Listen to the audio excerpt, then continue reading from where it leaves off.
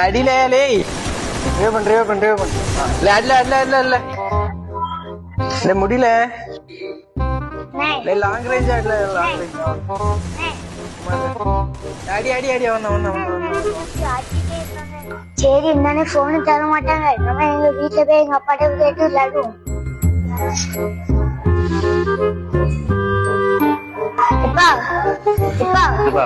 சீமோனே எப்பவும் பார்த்தாலும் அப்படி ஆட்டி விளையாண்டுட்டே இருக்காங்கப்பா. கோயில வச்சு எனப்பாடி வாங்கிட்டாங்கப்பா. ஆமாப்பா எப்ப என்ன இருக்காங்கப்பா அவன முடியல என்னண்ணே என்னடா பண்ணிட்டு இருக்க? இந்த ஃப்ரீ ஃபயர் கேம்னால எவ்வளவு அழிவு வருது. எத்தனை பேர் செத்துருக்காங்க தெரியுமாடா?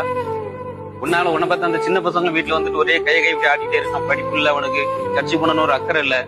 நீ மூத்த பையன், அவனோட பெரிய பையன், வாலி பையன். நீ போற பாதையில தான் அவனும் வரணும். அவனுக்கு ஒரு முன்னுதாரணமா இருந்து நீ அவனை வழி நடத்துன்னு பார்த்தா நீயே சின்ன பையன் மாதிரி இப்படி கேம் விளையாண்டு இருக்கீடா. அதனால எவ்வளவு அழிவு தெரியுமா? என்னடா இப்படி இருக்க நீ? வேணாண்டா, இதை விட்டு வெளியே வாங்கடா. இது நம்மள கெடுத்துருண்டா.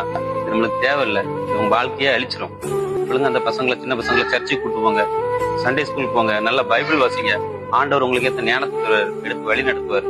ஆசீர்வாதமா இருப்பீங்க. நல்லா படிங்க. பேரண்ட்ஸுக்கு நல்ல பிள்ளைங்களா இருங்க. சரியா? என்ன நீங்க சொல்லதும் சரிதான். இந்த கேம் ஏத்தின பிறகுதான் என் படிப்பு போச்சு. வீட்டுல ஒரு நல்ல பையனா இருந்தேன், அதெல்லாம் போச்சு. வேற சர்ச்சுக்கு ஒழுங்கா போயிட்டு இருந்தேன், இப்ப அதுவும் கிடையாது. இனி சண்டே கிளாஸுக்கு உங்க பையனை நானே கூப்பிட்டு போறேன். சரிண்ணே விடுங்கண்ணே. இனி இந்த கேமால யாரும் கெட்டு போக மாட்டாங்க. நானும் விளாட மாட்டேன். எல்லாரும் சேர்ந்து ஒழுங்கா சர்ச்சுக்கு போவோம், ஒழுங்கா ப்ரேயர் பண்ணுவோம், ஒழுங்கா படிப்போம்.